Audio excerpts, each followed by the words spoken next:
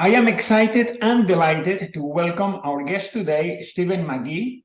Thank you, Stephen, for joining us today at Business Spotlight Series. Thank you, Javier. Great to be here. So today we have Stephen McGee, CEO of Scottish Friendly. Established in 1862, they look after assets worth more than £5 billion and have over 700,000 members, providing investment and saving products that are user-friendly and easy to understand. That's the name.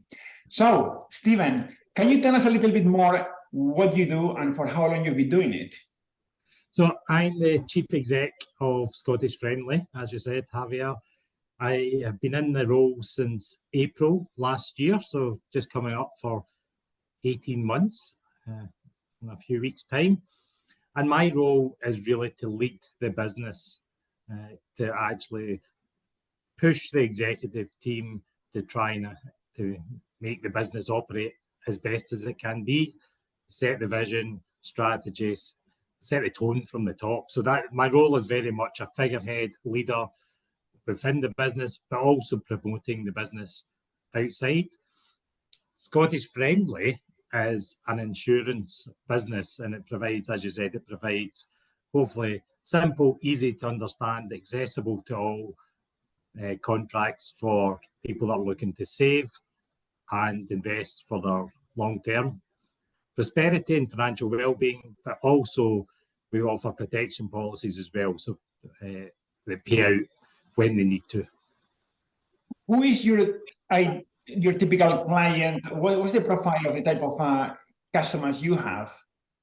So we have, like any financial service organisation I've ever worked in, and I've worked in a few, to be honest with you, we have a very wide range of customers. Some of those have been brought on board via acquisitions, so they weren't our customers in the first place. Some of those customers come on board right now via distribution partnerships. So we have partnerships with Guardian Financial Services, we have partnerships with Nielsen's. They actually are the ones that are distributing the product to their customers, but it's actually our products that they get.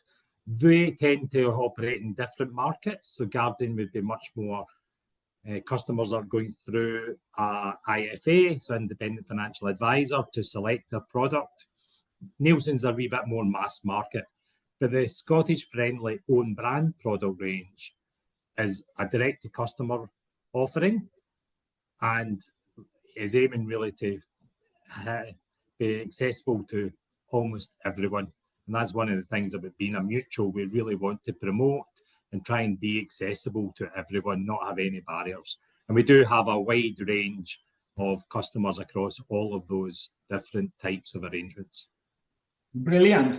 And Stephen, what are your aspirations for the business for the next 5 years?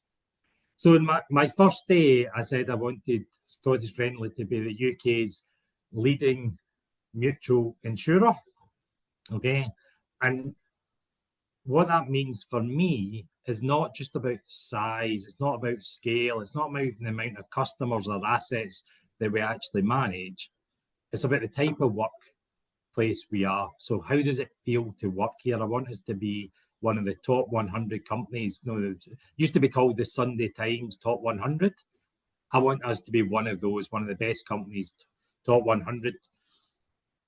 I want us to be able to provide great customer service.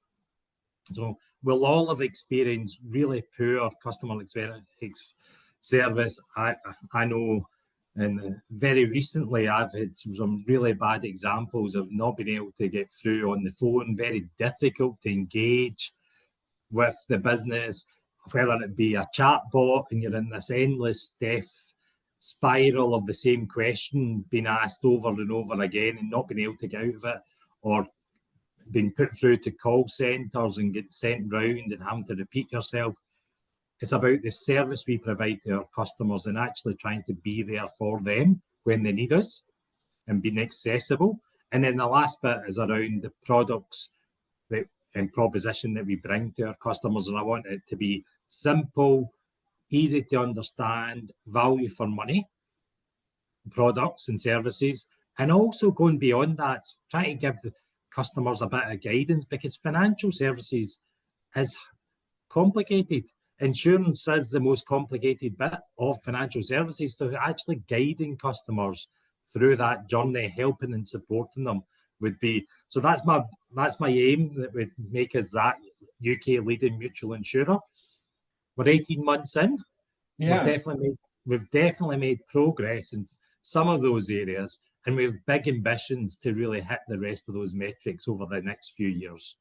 Brilliant. That's wonderful. So top 100, great customer service, and your product range and guidance, guiding your customers through the difficulties in understanding such a complex market, really. Good. So what's your biggest learning since you became CEO? Because it was obviously, you mentioned before the interview that when you joined, there were things you expected to be and things that didn't work out the way you thought. So tell us a little bit more about that. So I've been in the UK insurance business since leaving university, so 29 years ago now. I've worked for many different household names, and I've known about Scottish Friendly for a long time. I actually came for an interview 26 years ago, didn't get the job. Wow. Didn't hold, neither business or me held it against each other. So, but I've known about Scottish Friendly throughout that time. So I knew the types of products, the types of business. I knew a lot of people that worked here, so I had a good idea. I was also on the board for a while. So I was effectively on the board from July the year before I took over as the CEO. So I had an extra 9 months or so where I was actually getting to understand the business. But there was two things that surprised me. How different it was being the chief exec versus all the other roles I'd held. I'd held CFO roles, so effectively number 2 within an organisation. I've been the chief actuary in a few organisations. I've been on the exec for many, many years, and been involved with all the stakeholders, regulators, analysts, investors, boards, etc. for a long, long time. But that changed to actually being the chief exec. And one of the things that I had to get used to was actually you don't really have any peers. There's a combination of you don't really have any peers, and you don't, if when you say something, it's the weight of what you say.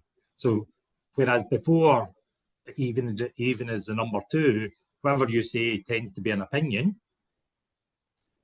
If you're still expressing opinions as the chief exec, they can effectively become dictates. So they can, so you just need to watch how much you actually speak. And I do like speaking a lot. You'll probably get that over the course of this interview. So just how much of that volume, how much of that time when you're actually discussing and debating things do you take up? So that was definitely something I'd worked on and thought about before I started, but was still a wee bit of a surprise, just how every single word, every single action you do is amplified, and everybody in the organisation is interpreting it and taking a sense of the importance of being on all the time and being observed all the time, and just really, really being very considered in what you say and how you act, and the way it's as much as how you either act or don't act. So it's not even just the actions you take, it's the stuff that you don't do and you don't react to. All these things have been observed all of the time. So that was definitely, took me a while, probably took me the best part of maybe 10 months or so to get used to that, and made some mistakes. Right? I definitely made some mistakes and learned from that. But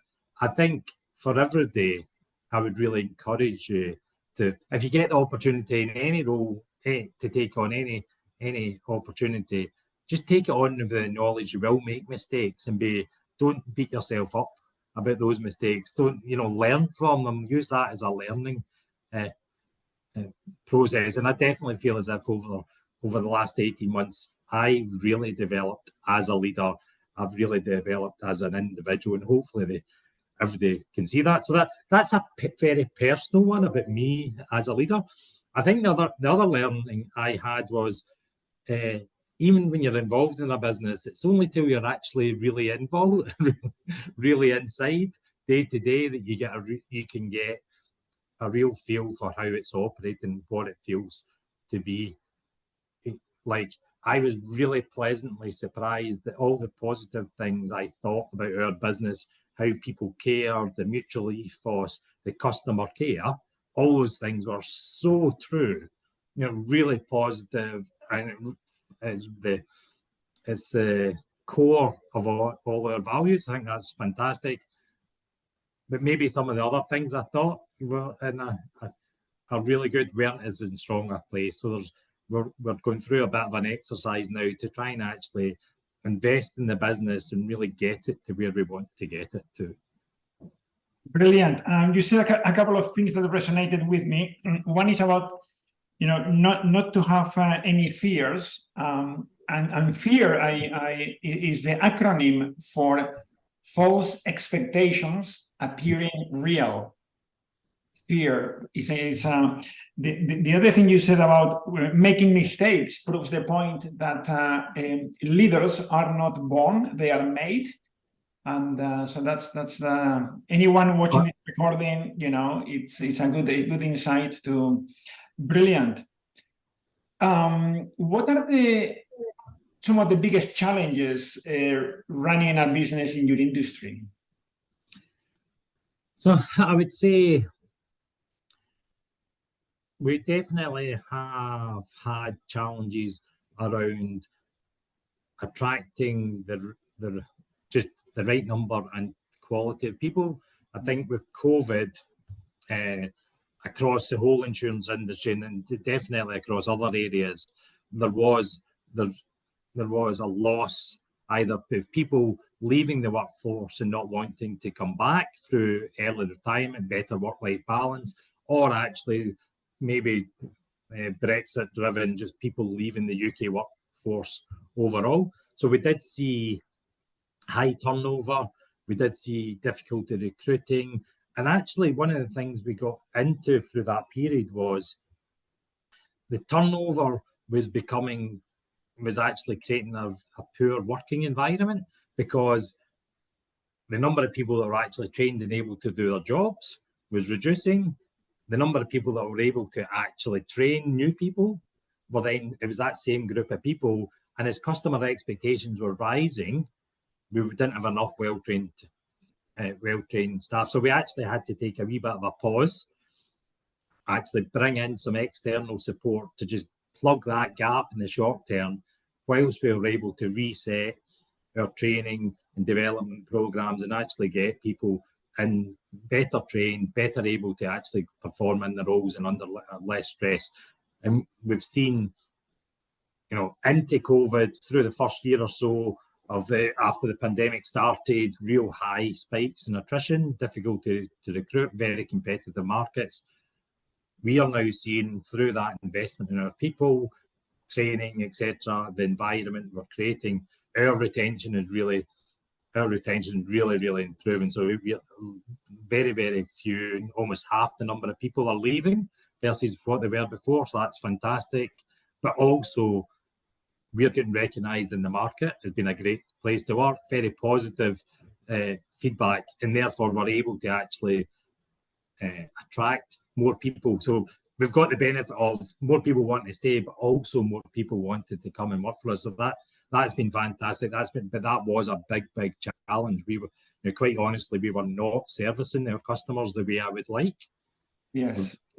It's if you go on and do some research on normal places for Scottish Friendly, you will see when people were being serviced, typically they got an excellent service and they were happy about it. But there was just too many people were not able to either get through to us on the phone or get a response from us, because we're just continuously fighting this effectively under-resourced model. But I'm glad to say we have resolved that now, and we are seeing the benefit of that. The other thing that's a real challenge right now is the impact of high inflation and high interest rates. So I said earlier, our customers, we try to be quite open to all, tend to be mass market as opposed to mass affluent customers.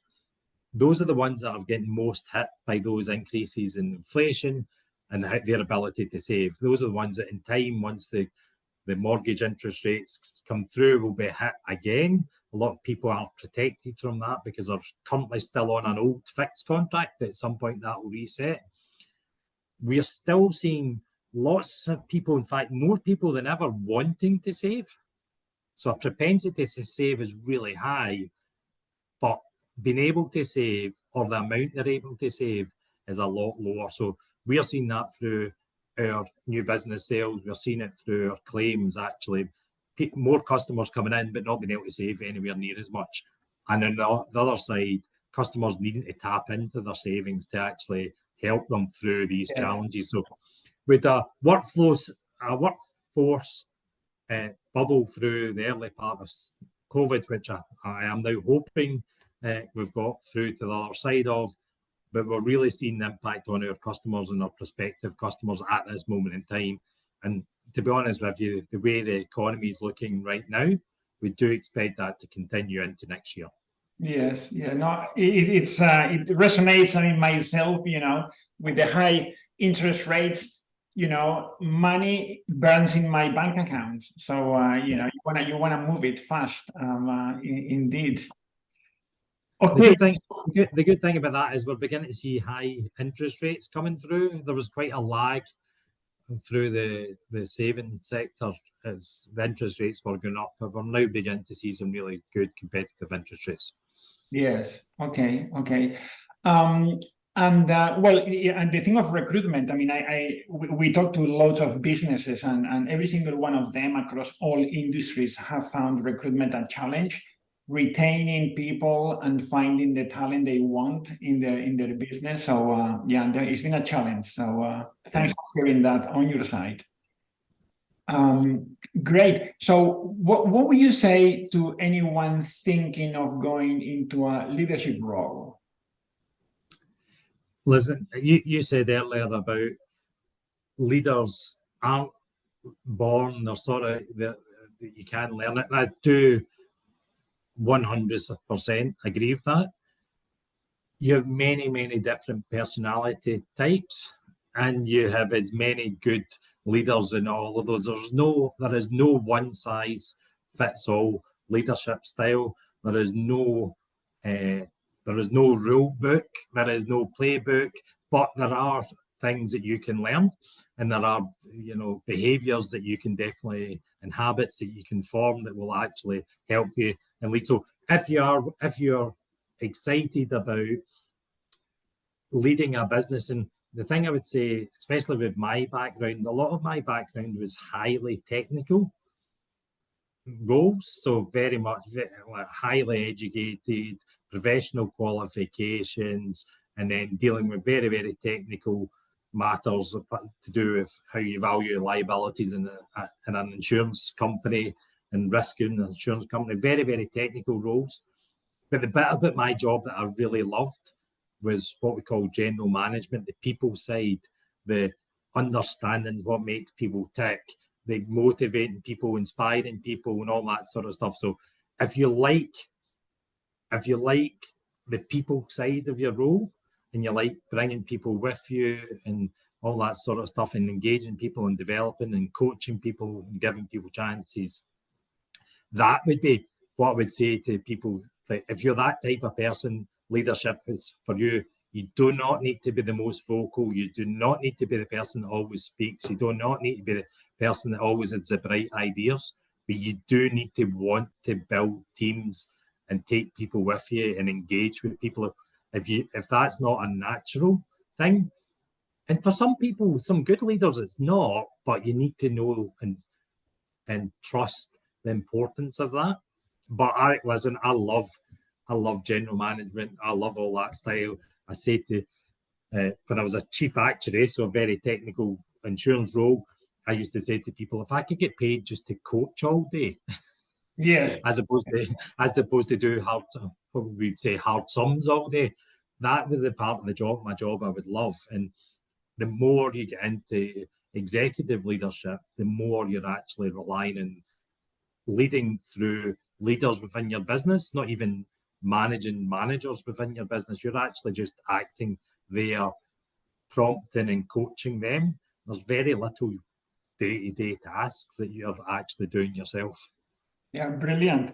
Who was it? I think it was Jack Welch, the General Electric CEO back in the last century, the best run company in the US. He said, I spend 60% of my time supporting my people, my team. Yeah. So yeah, a lot to be said for that. Yeah. I would say, compared to my previous job, and as I said, just the CFO, so effectively the number two within the business, even still, that shifted quite significantly towards, the way I express it is, my team are really, really good. They don't need me to check in and what they do day to day, but they need me to be available for them all day. So I think that's my role, is more, instead of being directional and guiding them about what to do, is being there for them when they need me. Yes. And that's a very, very different role. Yeah, wonderful. That's great to hear. So just to wrap up, is there any news, events, or offers you would like to share with the audience watching this recording? I think one of our ambitions, we said this right at the start, for Scottish Friendly, is to offer more for our customers. More. We are in the process of looking at some of our product ranges. We do an award-winning junior ISA, which is really, really good, and it's multi-year award winning. We're looking to refresh our ISA proposition to make it, at this moment in time, we've got a product that is very, very competitive. It's open to anyone. You don't need to go through an IFA. We're wanting to really simplify that much, make that much easier. That hopefully will launch in the near future. And then I want to add more products to support our customers. So maybe there isn't something for you right now, but definitely keep an eye on Scottish Friendly, because there's definitely going to be more there for you in the future. Brilliant. Well, Stephen, it's been a real pleasure having you join us today at Business Spotlight, and for sharing your experience, wisdom, and candor with us today. Thank you so much. Thanks very much, Javier. Lovely to be here.